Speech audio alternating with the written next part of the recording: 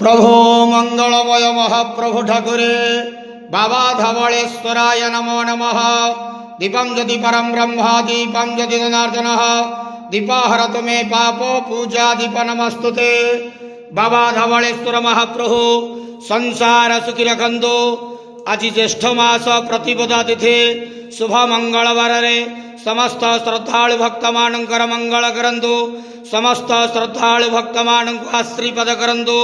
कर्म क्षेत्र उन्नति करंतु। ग्रहरिष्ठ खंडन करंतु। जगत मंगल करंतु। विश्वर कल्याण करंतु। आपणकर नाम विख्यात करंतु। सेवकर डाक श्रवण करंतु। समस्त गुआवसा भक्त मानकर मनस्कामना पूर्ण करंतु। महाप्रभु धवलेश्वराय नमो नमः। संसार सुखी रखंतु आनंद जवार हरि बोलो।